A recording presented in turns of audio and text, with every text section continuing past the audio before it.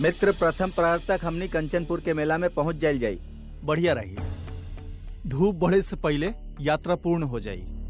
विकद्रू काका और उनकर पुत्री सौभरी हमनी के उहे मिली हैं, तो हम चली। हाँ हाँ ठीक बा। और हाँ भैया, अपना साथे अस्त्र शस्त्र रख लिया।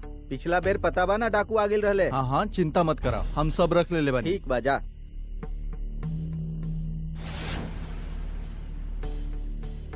भगदत्ता, ए भगदत्ता। ई तो के तड़के तड़के वन में के पुकार रहल बा। अरे यहाँ तक केहू बा ना, बाकी पुकार के रहल बा। तू भी सुनला ना? हाँ हाँ चला, छोड़ चला, हमनी मेला चलल जाए।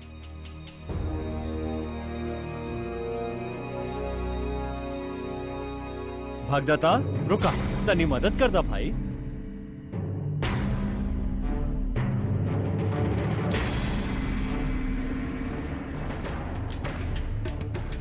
आ!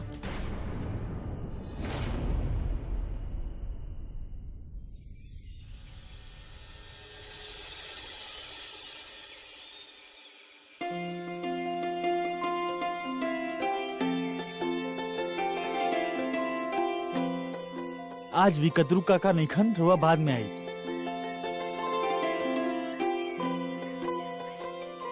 आमोद, सौबरी नहीं ख्याल का? ना विख्या, तू विकद्रू जी के संगे गइल बिया मेला में दुकान लगावे।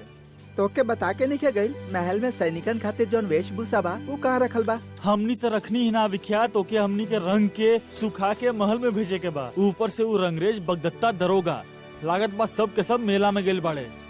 पिताश्री हमके कपड़ा ले आवे खातिर कहले रहले, उनके का उत्तर दी? तू उत्तर का देबा? हमरा संगे मिलके कपड़ा रंगल आरंभ कर। रंग ले बा तू? हाँ चला, रंगल कठिन ना होखी।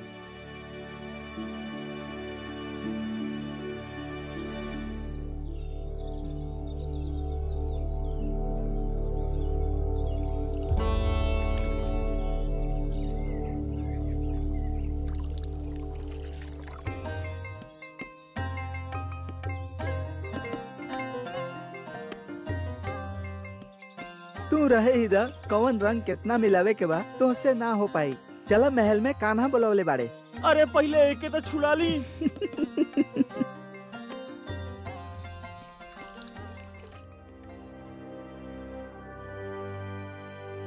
अमोद, हाथ में का भइल बा?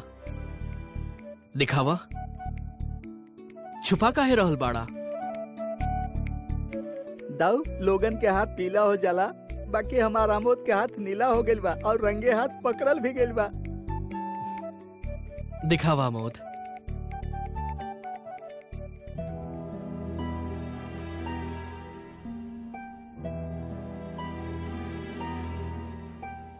कान्हा वो सौभरी के रंगरेज ना आइल रहल। समझ गई नहीं। अच्छा सुनी, हम रउआ सबके यहाँ एगो चिंताजनक सूचना देवे खातिर बुलवले पानी। सूचना ई बा कि 3 द्वारका वासी जिनके कल रात्रि ही घर लौटे के रहल, पता ना उनकरा सब संगे का भइल, और ऊ सब में से एगो विकद्रू काका के रंगरेज ऋषभ सेन भी रहल। कान्हा रहुआ का लागत बा उ स्वयं ही कहीं चल गिले या कोनो असुर उनकर अपहरण कर लिलस। सुन ले बानी, ऋषभ सेन रंगरेज अब तक घर नहीं लौट के आई। पता ना दक्षिण द्वारका से कहाँ चल गई। अरे ओकरा बहुत सारा ऋण चुकावे के रहल ना, ऐसे भागिल होखी। सुकन्या दीदी, कान्हा के द्वारका में ऐसा कोई निर्धन तो नहीं खे जे ऋण लेके चुका ना पाए। लतिका दीदी, अरे ओ लतिका दीदी, के बा? तनिक इधर आवा। अरे के पुकारता? चलता हमर घास के फूल के हाथ लगावा।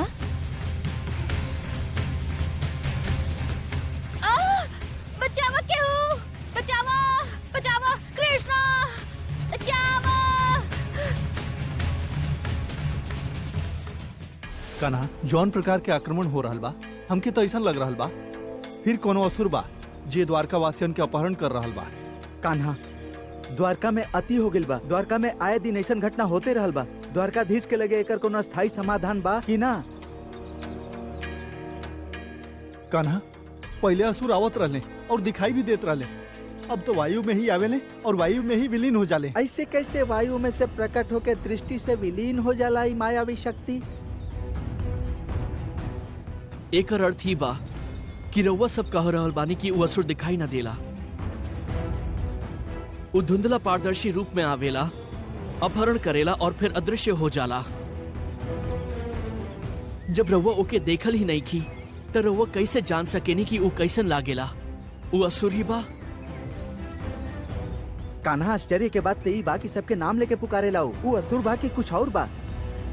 असुर ना होकी तो का होकी? मायावी अपन माया रच सकेले। बचावा केहू, बचावा केहू। कान्हा, कान्हा ये असुर बाऊ, कान्हा ये बाऊ। हाँ हाँ ये बा।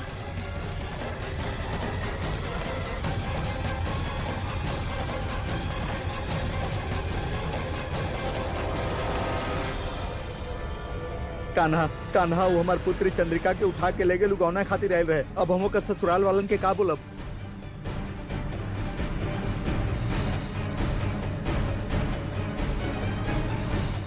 हम रउआ के वचन देत बानी कि कल सूर्योदय से पहले पहले ए असुर के कहीं से भी खोज लाइब। यदि ना ले आ पहला तब हम आपन वचन भंग होके के जौन भी दंड होगी उ भोगब।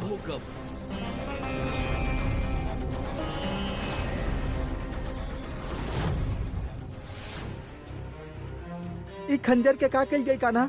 जब तक ये असुर या प्रेत जे भी बा दिखाई नहीं दी तब विख्यात उ असुर आई भी और हमनी के दिखाई भी दी। और अब तो के योजना के अनुसार रात्रि के समय ही द्वारका के पश्चिमी द्वार के निकट वाला वन मार्ग में अकेले घूमे के बा। और वहाँ दूर पर कहीं अमोद भी रही। अकेले काहे? पीछे काहे? काहे कि तोहके देख के वो अदृश्य असुर वहाँ आई और तोहके वहाँ से ले जाए के प्रयत्न करी। और तोहार भार अधिक होके के कारण तोहके ले जाए में ओकर गति धीमा हो जाई और अमोद के ऊपर प्रहार करे में सरलता होगी। पिताश्री समझाई ना कान्हा के। थोड़े सा चूक हम तक गई नहीं। विख्यात तू तो दल के नायक बाड़ा और नायक के संकट झेले खातिर अग्रिम रहे के चाहिए। उचित कहला आमोद। विख्यात तोहके इतना भयभीत होके के आवश्यकता नहीं खे। हमने सभी वहाँ होकर तोहरा संगे। सब केहू तो नगर में रहल, परंतु केहू चंद्रिका के उठा के ले गई। विख्यात तो के जौन कहल गई उहे करा। जी पिताजी।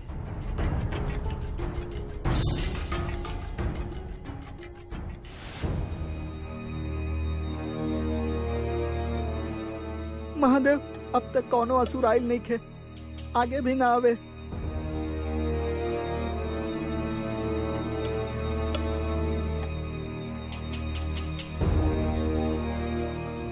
हमके लागत बा कि हमके देख के भयभीत हो गई होगी।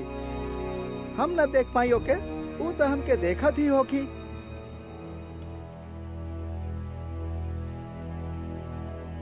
यदि भयभीत ना भइल होगी तो हमरा पर झपटी तो सही।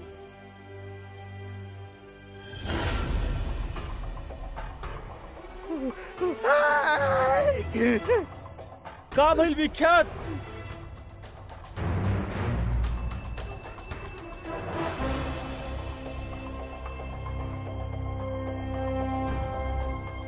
हम क्या लगल वो असुर वो वृक्ष के पीछे घात लगा के बैठल रहल। हम के देखा थी हमरा पर वो आक्रमण कर देलस। बाकी हम ओकरा पर अपन खंजर से शक्तिशाली वार कैनी। ई तो पहली हो गई। वो ऐसे कैसे विलीन हो सकेला? हो सकेला कि विलीन ना भइल होके, ओहे होके। और हमनी के ऐसा आभास भइल होके कि वहाँ नहीं खे। कान्हा राउर कहे के आशय का बा?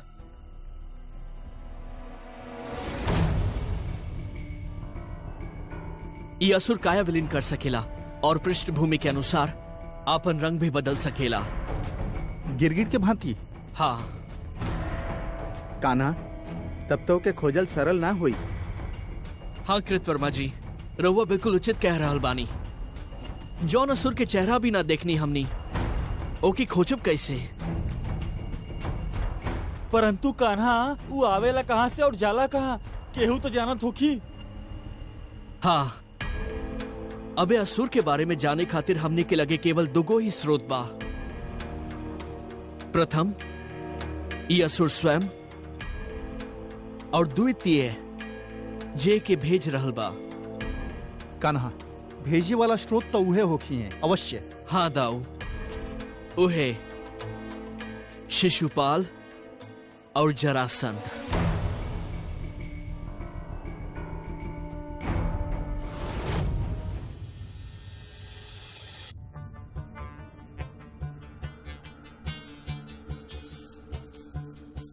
मगर नरेश, अब तो रउआ के हमार प्रशंसा करे ही क्या होखी। ऐसा असुरबाई चित कबरासुर, अब जब कृष्ण के देख ही न पाई तहे पर अस्त्र कैसे चलाई।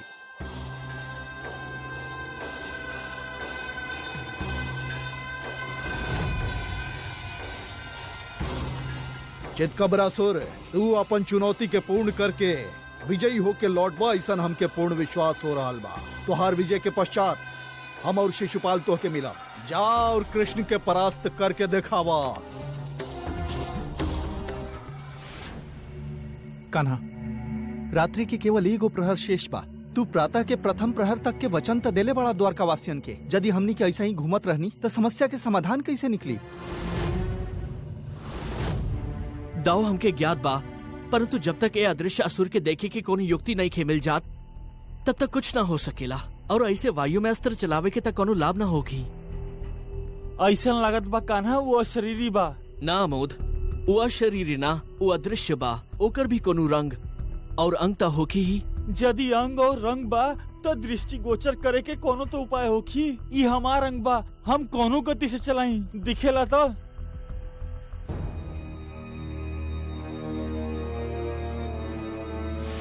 दाऊ, वो निर्बल असुर, ओ में त साहस ही नहीं खे, केवल शक्ति दिखावेला स्त्री और असहाय निहत्था पुरुषन पर। हमरा समक्ष तक वो आवेला ही ना, काहे कि ओके ज्ञात बा वो हमके पराजित कर ही ना सकेला। बाकी यदि वो हमसे युद्ध कैलस तब तो वो अपन प्राण गवाई। परंतु कान्हा, तू भी तो उसे भयभीत हो रहल बड़ा, तबे तो तू हमनी के संगे लेके घूम रहल बड़ा।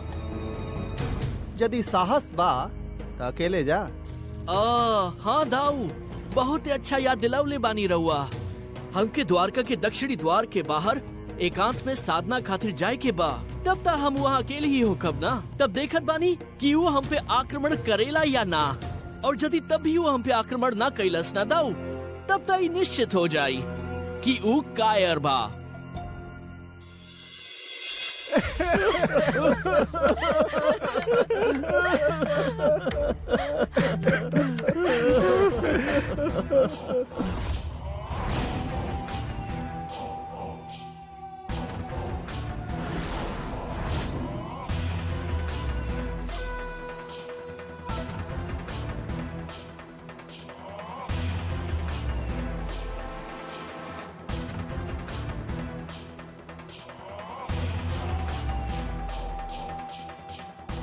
हमके कायर कहेला ओ कृष्ण, निर्बल कहेले सूर्योदय के समय जब वो कृष्ण के वध करब तब ओके विश्वास हो जाई हमार शक्ति के।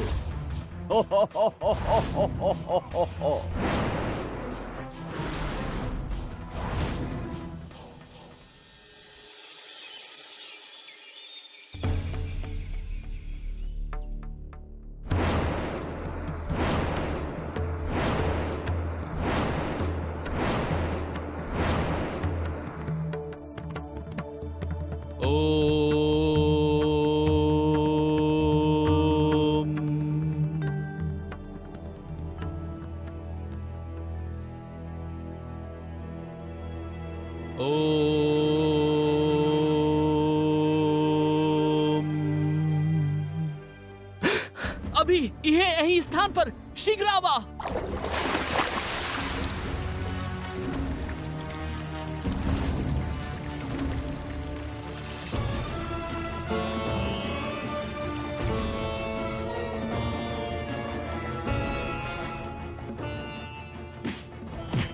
लागत बहुत चितकबरा सुर के कृष्ण घेर ले बने। हाँ चला चला भागल जाओ, जवन होई देखल जाई, या तो मरब जा या मार देहब जा। चला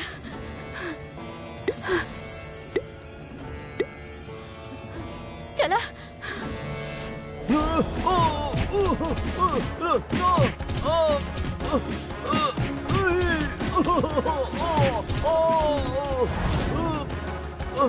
रुक जा।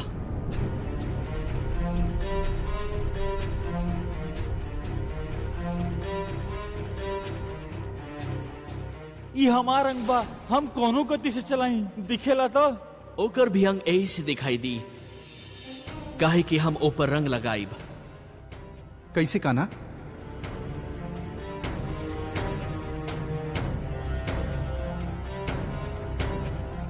ऐसे रउआ सबके ऐसने रंग के लावे के बा, और द्वारका के दक्षिणी द्वार पर जहां हम साधना कर रहल हो खब, वहां पहले से ही छुप जाई। हाँ, वो असुर हमार बात सुन के वहां आई, और जैसे ही हम ओम के उच्चारण करब, रउआ सबके रंग के लेके आवे के बा, और वहां धरती के रंग देवे के बा।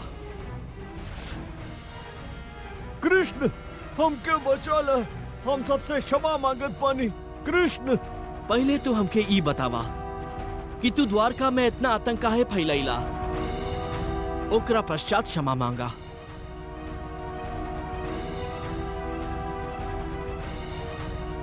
ऊ दिवस हमके शिशुपाल, कहाँ बाऊ तुहार चितकबरा सुर? एहे बा मगध नरेश, ऊ जब चाहे अदृश्य हो जाएला। ये तो कोनो आश्चर्य के बात बा ही ना। ये तो कोनो भी तांत्रिक या जादू करे वाला मायावी सरलता से कर सकेला। कोनो भी शरीर के लघु और दीर्घ कर सकेला। यदि हम कहीं कि हम लघु बानी ना अदृश्य बानी, तब भी तू हमके ना देख सकेला, ना देख पाइबा।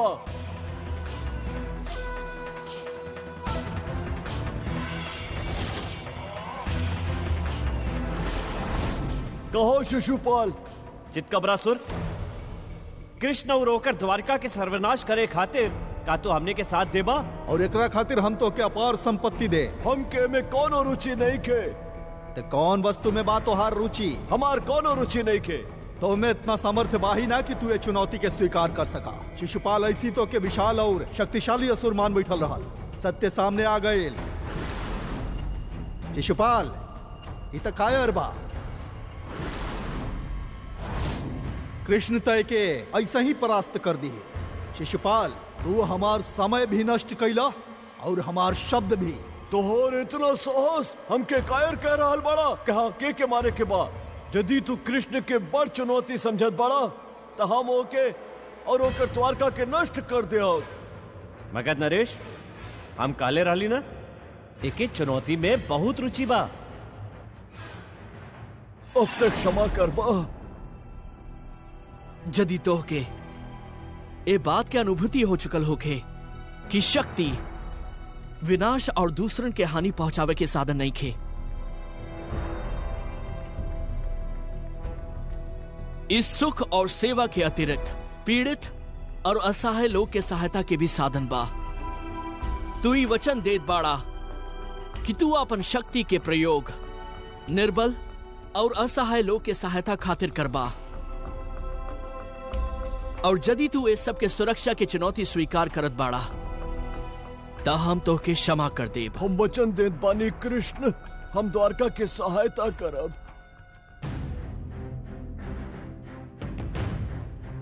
दस्यु, असुर और दैत्य से। श्री कृष्ण के जय, श्री कृष्ण के जय, श्री कृष्ण के जय, श्री कृष्ण के जय।